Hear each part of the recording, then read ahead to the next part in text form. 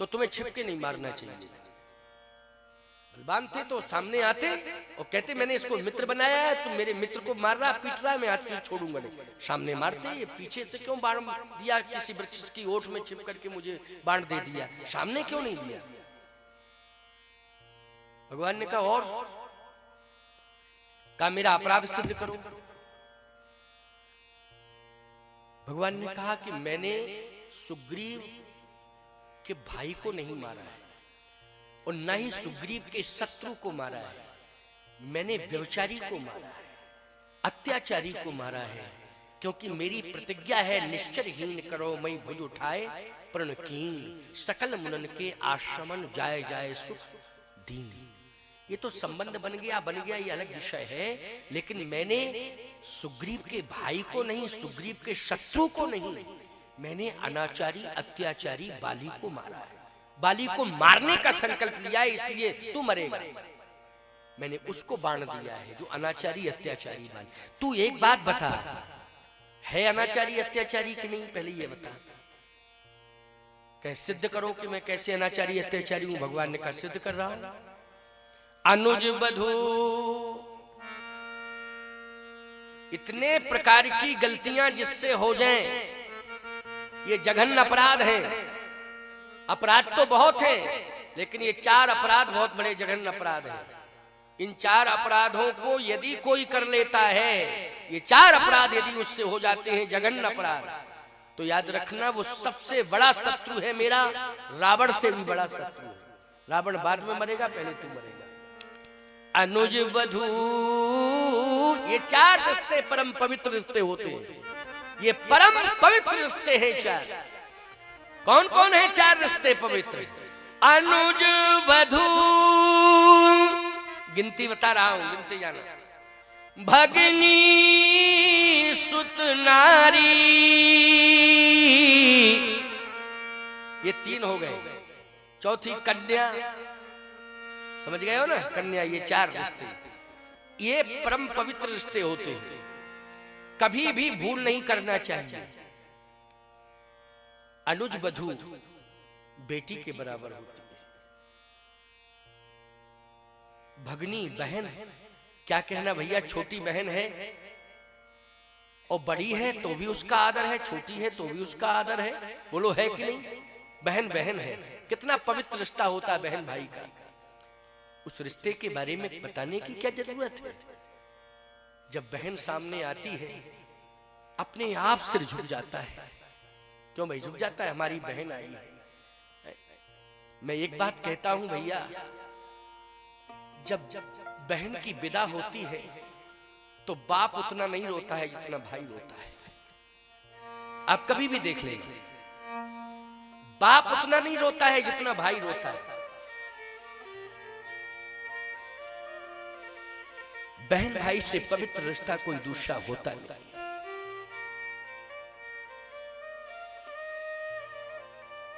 बहन के बारे में क्या बताना, क्या समझाना, तुम सब जानते हो कितना सम्मानीय रिश्ता होता है।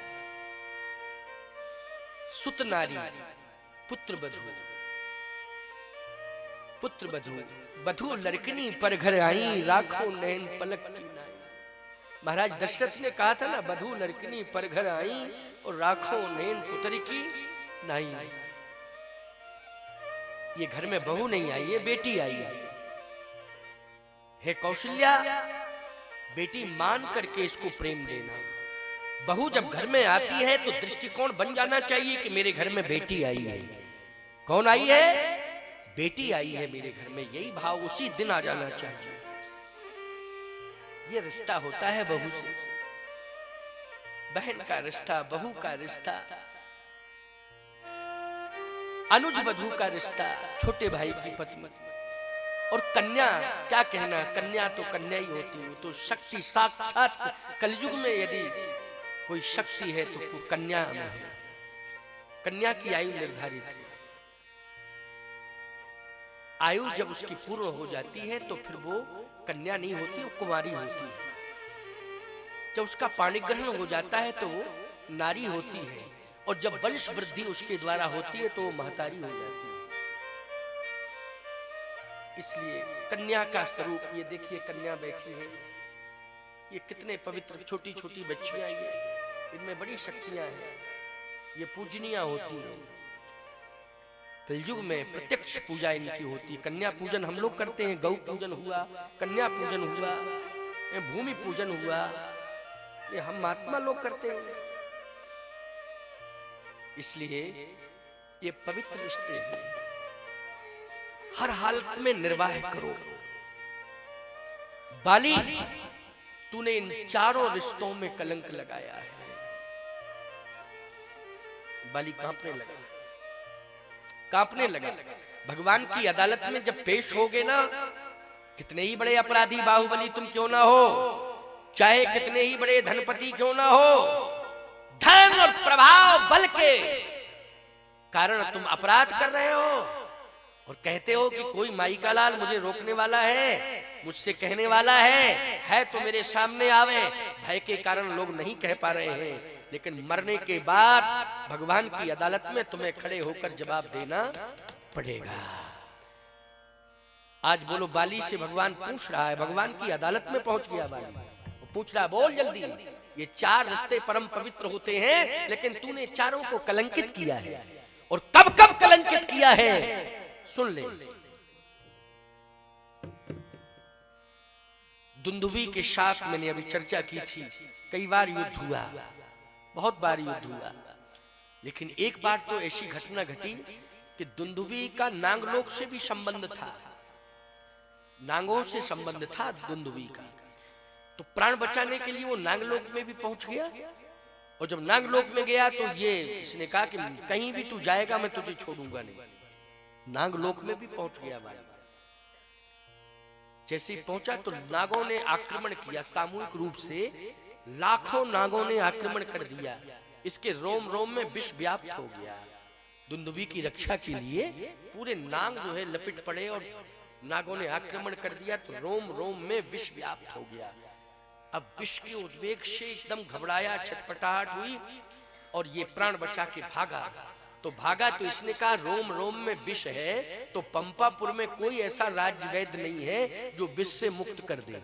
केवल हजारों करोड़ लाखों विषधरों का विष, यदि इसका कोई इस विष का से मुक्ति कोई दिला सकता है, इस विष के अस्तित्व को कोई समाप्त कर सकता है, तो केवल अश्विनी कुमार है, अश्विनी कुमार के अलावा और कोई नहीं।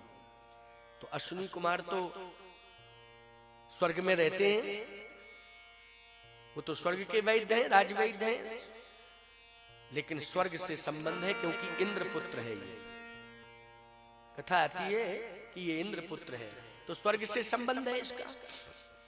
इसने सोचा कि अश्विनी कुमार के अलावा मुझे कोई बचा नहीं सकता है, तो जैसे अश्विनी कुमार से उपचार के लिए ये स्वर्ग की यात्रा कर रहा था, तो नागलोक से जब निकल रहा था तो पाताल को क्रॉस करने लगा, तो राजा बलि की कन्या रत्नमाला वो सामने दिखाई दे गई, और जैसे रत्नमाला को इसने देखा, ओहो, उसके सौंदर्य से प्रभावित हो गया, इसकी दृष्टि में दोष आ गया। लेकिन दृष्टि में दोष आया, विष के कारण उद्विग्नता आई, और ये प्राण बचाने के लिए, क्योंकि इसने कहा अगर रुकता हूं तो प्राण निकल जाएंगे, लेकिन देख करके दृष्टि में दोष आया, तो भगवान ने उसी समय कहा कि बाली, मैं राजा बलि का पहरेदार हूं, केवल मैं दरवाजे का ही पहरा नहीं देता हूं, पूरे परिवार का पहरेदार हूं। अगर तू इतनी बड़ी भूल कर देता, केवल दोष आया तेरी दृष्टि में, अगर तू स्पर्श कर देता उस कन्या को, तो मैं पाताल में ही तेरा काम तमाम कर देता। तू जिंदा अभी तक रहता ही नहीं, वहीं मर जाता। लेकिन तेरा पाप जो जघन्य बना वो मैंने नोट कर लिया कि कन्या को देख करके इसकी दृष्टि में दोष आया, दृष्टि दोष। ये अपराध एक बन गया। दूसरा अपराध क्या हुआ? जब अश्विनी कुमार ने तेरा उपचार किया और तेरी बहन इंद्र की पुत्री भगनी, संतों का मत है, ये पूर्वाचार्यों का मत है कि विद्वत ज्वाला भगनी का नाम विद्वत ज्वाला बताया है। ये विद्वत ज्वाला जब तुझे देखने के लिए आई कि मेरे भाई का उपचार हुआ है, स्वस्थ है कि नहीं, और जैसे ही वो तेरे समीप पहुंची तो इंद्र वज्र लेकर के क्यों दौड़ा था तेरे पीछे जब तू भागा स्वर्ग से? इसलिए कि बहन को देख करके भी तेरी दृष्टि में दोष आया, इसलिए क्रोधित होकर के इंद्र वज्र लेकर के दौड़ा, तब तू पंपापुर में आया। ये दूसरा अपराध हुआ तुझसे। और तीसरा अपराध, जब तू आ रहा था तो सरोवर में अंगद की पत्नी शांदनी स्नान कर रही थी। स्नान करते हुए जब तूने देखा, देखो महिलाएं अगर सरोवर में स्नान कर रही हो तो उधर देखना बहुत बड़ा अपराध है। इस बात को सुन लीजिए, आपकी अगर दृष्टि भी उधर चली गई तो भगवान के यहां आप दोषी बन गए। आप ये नहीं कह सकते हैं कि मेरी तो निगाहें चली गई है, मैं वहां गया नहीं था, मैंने तो केवल दृष्टि गई मेरी। संसार वाले भले ही आपको माफ कर दें, लेकिन भगवान आपको माफ नहीं करेगा। उधर देखना ही नहीं चाहिए जिस तरफ महिलाएं स्नान कर रही हो, चाहे गंगा में कर रही हो, चाहे यमुना में कर रही हो, चाहे तालाब में कर रही हो, कहीं भी माताएं भाई गंगा में स्नान करेंगी तो वहां कहां से व्यवस्था बन जाएगी अनुकूल? बताइए भाई, एक मर्यादा है। इसलिए आपकी दृष्टि नहीं जानी चाहिए, ये दोष लगेगा बहुत बड़ा। दृष्टि को संभालो। लेकिन सरोवर में जब अंगद की पत्नी शांदनी स्नान कर रही थी तो तेरी दृष्टि पड़ी शांदनी के ऊपर, ये पुत्र वधू है, तेरी दृष्टि में दोष आया। मैंने तीसरा अपराध नोट कर लिया। और चौथा प्रमाण तो है ही है कि तूने सुग्रीव की पत्नी रोमा को हठात रोका। नहीं तो वो तो जा रही थी अपने पति के साथ, लेकिन तूने हठात रोका, जाने नहीं दिया। ये भी तो अपराध है कि पत्नी पति के साथ ना जाए, उसको बलपूर्वक रोक दिया जाए, तो बोलो ये किसकी श्रेणी में आता है? अपराध की श्रेणी में आता है। ये 4 जघन्य अपराध दृष्टि दोष ही हुआ है, लेकिन इतने में ही जघन्य अपराध हो गए। गलत दृष्टि से आपने देखा है। किस दृष्टि से देखा? गलत। स्पर्श भले ही ना किया हो, लेकिन गलत दृष्टि से आपने देखा है। बताइए, स्पर्श नहीं किया, गलत दृष्टि से देखा, इतने में जघन्य अपराध बन गए कि नहीं बन गए? बोलो, कितने प्रकार के जघन्य अपराध, अपराध पर अपराध करते जा रहे हो, कितनी बड़ी भूल हो रही है। इसलिए सावधान हो जाओ। आज के इस कथा प्रसंग से प्रेरणा ले लो, नोट कर लो। बाली रोने लगा। बाली कहता है, सुनहु राम स्वामी सन, अब चलन चातुरी मोर। भगवान ने कहा, रुक अभी रुक। यदि तूने एक बात मुझसे कही थी कि छिप करके क्यों मारा, संसार का सबसे बड़ा पापी है जो इतने प्रकार के पाप अपने जीवन में कर लेता है, उसका मैं मुंह नहीं देखना चाहता हूं, बिना मुंह देखे ही मारूंगा उसे।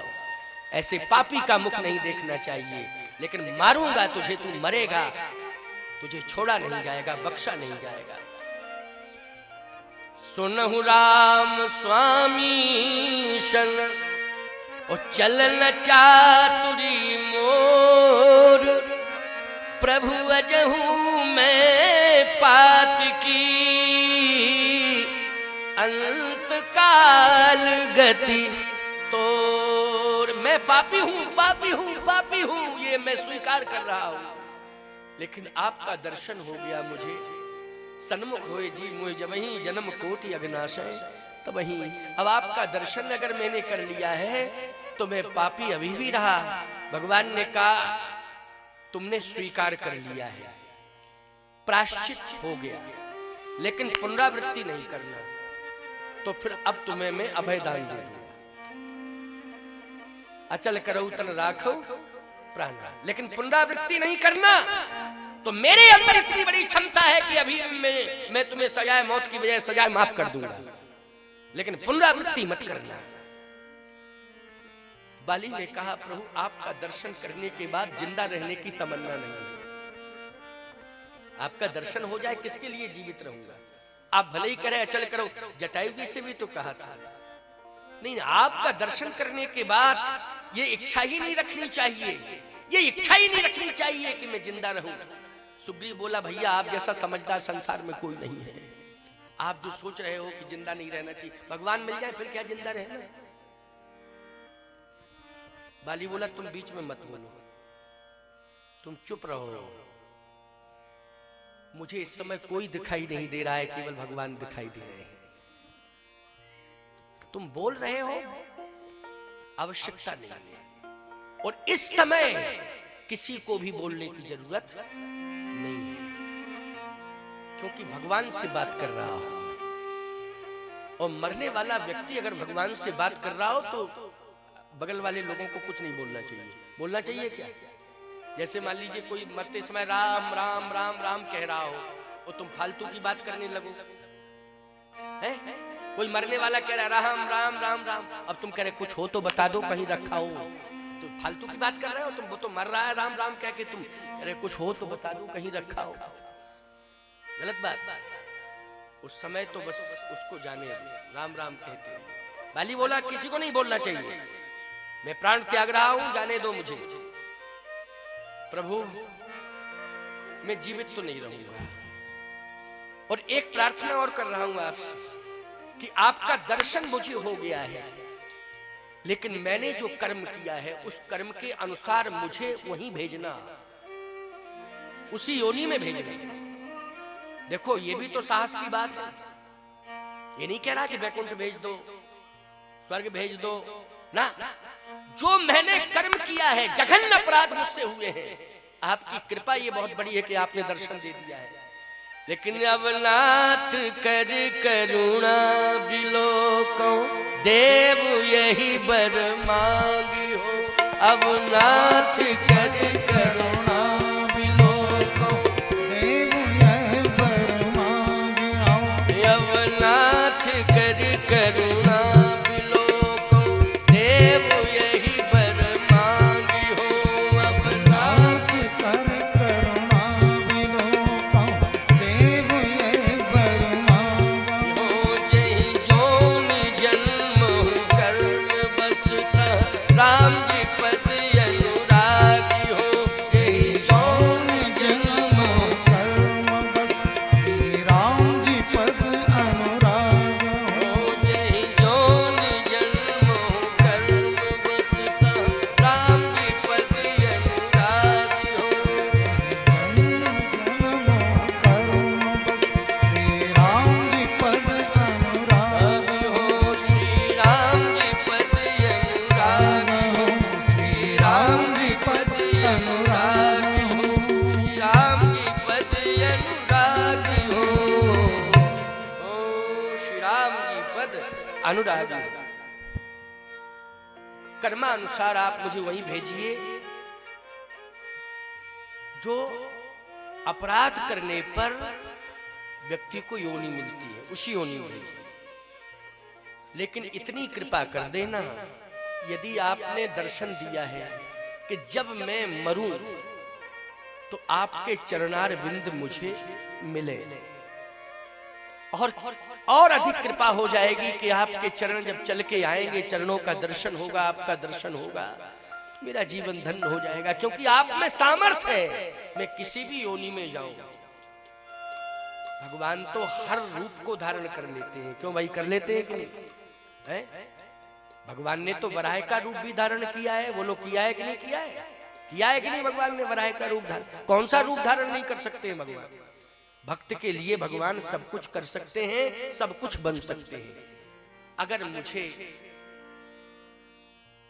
कोई ऐसी निकृष्ट योनि भी मिले, आप भेजिए मुझे, लेकिन आप कृपा करके मुझे दर्शन देने के लिए आ जाना बस।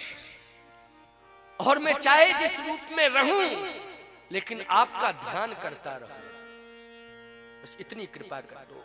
मुझे बैकुंठ वैकुंठ की कोई जरूरत नहीं, जाना नहीं चाहता हूं। क्या करूंगा बैकुंठ जाके? कर्म जैसा किया है उसके अनुसार फल मिलना चाहिए। कर्मण्येवाधिकारस्ते मा फलेषु कदाचन। भगवान ने कहा, बाली तुमने मृत्यु सुधार ली, मरण सुधार लिया अपना। सावधान, मरण सुधार लो अपना, भगवान के हो जाओ। भगवान की सत्ता को अब तो स्वीकार कर लो, मरण सुधार लो बस। अब मैं जा रहा हूं प्रभु, जा रहा हूं। भगवान ने कहा एक काम करो, ठीक है तुम्हारी बात मैंने सुन ली, लेकिन और कोई इच्छा हो तो अपनी इच्छा व्यक्त करो, क्योंकि मरने वाले की इच्छा अंतिम इच्छा की पूर्ति होना चाहिए। अंतिम इच्छा और क्या है तुम्हारी? जय जौन जन्म हो कर्म बस, ये अलग विषय है, ये तो मेरे ऊपर डिपेंड करता मैं कहां भेजूं। तुम्हारी बात अलग है, मैं सुन रहा हूं, लेकिन मैं वैसे तो राम बाली ने धाम पटावा अपने धाम भेजा, ये मेरी इच्छा की बात है, लेकिन और कोई इच्छा हो तुम्हारे मन में तो बताओ। कहा प्रभु एक इच्छा और है। हाँ क्या है? मरने वाले व्यक्ति को बैर समाप्त कर देना चाहिए और बैर समाप्त करके ही जाना चाहिए।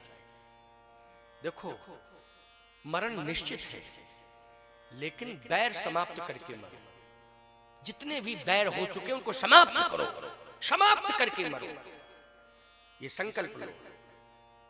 इसमें अपमान मत समझना अपना कि मेरा अपमान है, कोशिश करते रहो, कोशिश में सब कुछ हो जाएगा, ऐसी बात नहीं। बैर समाप्त करके मरो। मेरे मन में यही आ रहा है कि सारी दुनिया में चर्चा का विषय बना हुआ है कि बाली सुग्रीव में बैर था, लेकिन प्रभु एक बार मरने के पहले, अंतिम श्वास निकलने के पहले भाई सुग्रीव को मेरे हृदय से लगा दो, बस मैं हृदय से लगा लूं और बस प्राण त्याग दूं, जिससे दुनिया ये समझ जाए कि बैर समाप्त हो गया। भगवान ने कहा ये तो बड़ी सरल बात कही तुमने। कहे प्रभु मेरी इच्छा है यही। भगवान ने कहा सुग्रीव, हाँ सरकार, जाओ अपने भाई के हृदय से लग जाओ। तुम्हारा भाई मर रहा है, अंतिम श्वास लेने जा रहा है, हृदय से लगो। सुग्रीव कहता है मरने वाले से दूर ऐसे राम राम करना चाहिए, नियम तो यही है। भगवान ने कहा अच्छा, दूर से राम राम का मतलब क्या हुआ? तुम जब मैं कह रहा हूं कि जाओ हृदय से लग जाओ तो कहे प्रभु ऐसा है कि हृदय से तो लग जाऊंगा, लेकिन ताकत हमें मालूम है कि मरेगा, हमको ऐसा मसल देगा कि साथ ही में ले जाएगा। भगवान बोले फिर तुम वही रटे फिर रहो, इतना तुम डरते हो, पता नहीं कितना डरते हो, क्या है? इतना सब होने के बाद भी तुम्हारे मन में कुछ परिवर्तन नहीं हो रहा है? कहे आप कह रहे तुम्हें जा रहा हो, जाओ। जैसे आगे बढ़ा, लंबी लंबी भुजाएं हैं बाली की, लंबी लंबी भुजाओं को जैसे कहा आ मेरे भाई, अब मैं अंतिम श्वास लेने जा रहा हूं, तुझे हृदय से लगा लूं। जैसे भुजाओं में भर के हृदय से लगाया तो कहता है प्रभु आज मैं समझा भाई की कीमत क्या होती है। अभी तक मैं नहीं समझा था कि भाई की क्या कीमत होती है। मरते समय समझोगे भाई की क्या कीमत होती है। लोगों के कहने से कान भर दिए लोगों ने, पता नहीं कितना। एक ऐसी भाइयों में दरार पड़ी विरोध की छाप कि भाई भाई की जान लेने के लिए तैयार है। कितनी ऐसी घटनाएं हैं कि भाई ने भाई को मार दिया। भाई की कीमत तब समझोगे, पश्चाताप होगा जब मरने लगोगे, तब भाई की कीमत समझोगे। अभी भी कुछ नहीं बिगड़ा, सुधर जाओ, संभल जाओ। अभी बिगड़ा नहीं है कुछ, अभी भी संभलने का मौका भगवान ने दिया है। इसलिए कथाएं कराई जाती हैं, ये चेतावनियां दी जा रही हैं। ये कथाएं केवल ये नहीं, रामायण तो तुम्हारे घर में है, भागवत तुम्हारे घर में है, सब ग्रंथ है। गीता प्रेस गोरखपुर ने तो बड़ी सुविधा दे दी है, लेकिन प्यारे समझाने वाला कोई हो तब तो समझोगे। इसलिए सुधर जाओ। बाली क्या कह रहा है? आज मैं समझा प्रभु कि भाई की क्या कीमत होती है। भगवान ने कहा क्या कीमत तुमने महसूस की है? महर्षि वाल्मीकि जी महाराज कहते हैं कि हृदय से लगाए हुए है बाली, और कहता है कि पत्नी ने परमात्मा से नहीं मिला पाया मुझे, मेरे पुत्र ने भी मुझे परमात्मा से नहीं मिला पाया, मेरी संपत्ति ने भी मुझे परमात्मा से नहीं मिला पाया। यदि मुझ जैसे पापी भाई को अगर परमात्मा से मिलाया है तो मेरे भाई सुग्रीव ने मिलाया है और किसी ने नहीं मिलाया है। ये महसूस कर रहा हूं। और बोलो किसने मिलाया है? कुछ भी कारण हुआ हो, लेकिन मिलाया तो सुग्रीव ने है कि नहीं? ले कौन गया है? परिचय किसने दिया है? सुग्रीव ने। भगवान को बाली के पास ले कौन गया है? सुग्रीव गया है। भाई ने मिलाया है। ईश्वर मिला है तो भाई के कारण मिला, संपत्ति के कारण नहीं, पत्नी पुत्र के कारण नहीं। यद्यपि उदाहरण पुत्र के भी हैं, भक्त प्रहलाद के कारण ही हिरण्यकश्यप को भगवान मिले। बोलो, पुत्र भी कारण है, ऐसी बात नहीं है, लेकिन यह इस प्रसंग में इस स्थल पर भाई कारण बन गया है। कौन बन गया है? भाई कारण बना हुआ है। प्रमाण तो बहुत है, ऐसी बात नहीं है। पुत्र के भी प्रमाण है, पत्नी के भी प्रमाण है। पत्नी की ऐसी बात नहीं, अन्यथा मत लेना। आप लोग ये मत समझना कि महाराज ऐसा क्यों कह रहे हैं। अरे पत्नी, कौन नहीं जानता है सावित्री को? कौन नहीं जानता है सावित्री को? जो यमराज की चौखट पर पहुंच गई, अपने पति को वापस लाती है, प्राण खींच करके लाई और परमात्मा से मिला दिया है। बोलो, किससे मिला दिया है? प्राण मिलने का मतलब ही है परमात्मा से मिलाना। बोलो, प्राण मिलने का मतलब क्या है? परमात्मा से मिलाना। ऐसी बात नहीं, उदाहरण बहुत है। ये मत सोचना कि महाराज जी ने हमारे लिए तो कुछ नहीं कहा। पत्नी भी परमात्मा से मिलाती, पुत्र भी मिलाता है, भाई भी। लेकिन इस स्थल पर बाली जो कह रहा, मैं महसूस कर रहा हूं कि पत्नी ने नहीं, पुत्र ने नहीं, संपत्ति ने नहीं, भाई ने मिलाया है। इसलिए भाई तू धन्य है। हे प्रभु, अगर अगले जन्म में मुझे भाई मिले तो सुग्रीव जैसा ही भाई मिले कि जो परमात्मा से मिला दे। भाई ऐसा ही होना चाहिए जो भगवान से मिला दे। अब मैं जा रहा हूं। बस इतना कहकर के जाने लगा तो अंगद रो रहा था, तारा भी रो रही थी, माँ बेटे दोनों खड़े हुए थे। अंतिम बात है, ये 5 मिनट की बात है, क्योंकि अब क्या बतावे प्रसंग। अरे 7:45 हो गया हो, इतना क्या बताऊं। चलिए अब 2 मिनट की बात और सुन लो। प्रसंग है वो तो तुम लोग भी सुन रहे हो, मन लगा कि हम भी सुन रहे। घड़ी उड़ी की तरफ हम देख ही नहीं, अभी फिर ध्यान गया तो वो प्रसंग है वो तो बढ़ जाता है। लेकिन चलो, तुम लोगों को भी तो यही, जैसे बैठे पत्थर की मूर्तियों की तरह बैठे हो, बिल्कुल न हिल रहे हो, न डुल रहे हो, न बोल रहे हो, आपस में सुनते जा रहे हो। हम सुनाते जा रहे हैं, हम तो घंटों कथा सुनाते हैं। आपने देखा ही है प्रमाण के, बैठ गए तो सुनाते ही रहते। पहले कम सुनाते थे कथा, अब ज्यों ज्यों उम्र बढ़ रही है त्यों तो खूब कथा सुना रहे हैं। पहले घंटा, 1.5 घंटे, 2 घंटे कहते थे, हो गया। अब तो पता नहीं क्या, मुझे भी क्या हो गया है कि मैं बैठ जाता हूं तो सुनाता ही रहता हूं। कथा ही सुनाऊं, क्या करूंगा? कथा से अच्छा तो कुछ है ही नहीं। आनंद लो, इसी में आनंद मुझे भी मिल रहा, तुम्हें भी मिल रहा है। तो सुनिए जरा। भगवान ने देखा कि तुम्हारी पत्नी और पुत्र ये दोनों रो रहे हैं, तो इनके लिए तुमने कुछ कहा क्या? इनसे कुछ शब्द कुछ इनके लिए हैं? मरने के पहले पत्नी पुत्र के लिए भी कुछ शब्द हुआ करते हैं। बाली ने कहा कि हाँ, शब्द है इनके लिए। कहा, तारा तू इसलिए रो रही है कि तेरा पति जा रहा है, लेकिन तुझे यह महसूस करना चाहिए, इस बात का अनुभव होना चाहिए कि तेरा पति जगतपति को साक्षी करके जा रहा है। साक्षात जगतपति का दर्शन हो रहा है। ये गारंटी नहीं थी कि मरने के बाद तुझे जगतपति, साक्षात जगतपति खड़ा है। मैंने क्या कहा था?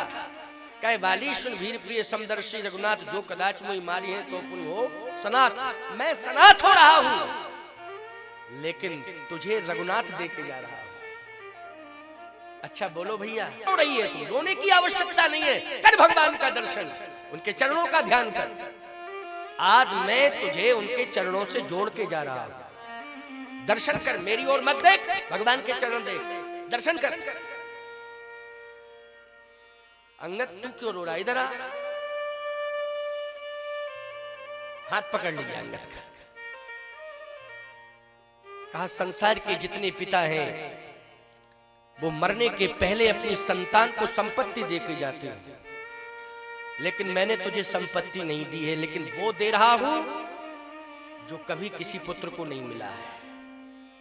संपत्ति अंपत्ति तो ये नश्वर है, नष्ट हो जाती है। राज्य भी चला जाता है, शरीर भी चला जाता है, संपत्ति चली जाती है, ये तो आती जाती रहती है। लेकिन मैं सब रोजगार, व्यापार, व्यवहार देके जाते हैं, लेकिन आज मैं परमात्मा को देखे जा रहा हूं। हाथ पकड़ा, कहा प्रभु बस अब अंतिम श्वास निकलने वाली है, अब इस बेटे का हाथ पकड़ लीजिए, आप इसका हाथ पकड़ लीजिए, मेरी प्रार्थना है। अगर आप मुझे कुछ देना ही चाहते हैं तो मैंने हृदय तो अपना दे दिया है भाई को, सुग्रीव को, और हाथ पकड़ा रहा हूं रघुनाथ के हाथ। यह तनय मम सम विनय बल, कल्याण प्रद प्रभु लीजिए। यह तनय मम सम विनय बल, कल्याण प्रद प्रभु लीजिए। गहवाहि सुर नर नाहे, आपन दास अंगद कीजिए, दास अंगद कीजिए, दास अंगद कीजिए, दास अंगद कीजिए। इसको आप दास बना लीजिए। अंगद भगवान के चरणों की सेवा करना, और केवल भगवान के चरणों की ही सेवा नहीं, भगवान का धाम जो हो उस धाम की सेवा करते रहना। बस जैसे ही हाथ पकड़ा, भगवान के हाथ में पकड़ा दिया। प्यारे, ऐसा दृश्य मृत्यु के समय किसका हुआ होगा? कहां सौभाग्य मिलता है ऐसा? राम चरण दृढ़ प्रीति कर, बाल कीन तनु त्याग, सुमन माल जिम कंठिते, गिरत न जानहि नाम। बोलिए भक्त वत्सल भगवान की, करुणा वरुणालय भगवान की। ऐसे प्रभु ने करुणा की, कृपा की। राम बाल धाम पठावा, भगवान ने अपने धाम वाली को भेज दिया। कहने का तात्पर्य मेरा यह है कि जीवन में हम प्रायश्चित कर लें, अपने अघों को समाप्त करने के लिए उनकी पुनरावृत्ति न करें, तो भगवान के आज भी हम प्रिय बन सकते हो, भगवान का धाम भी आज हमें मिल सकता है। बोलिए श्री सीताराम नाम भगवान की।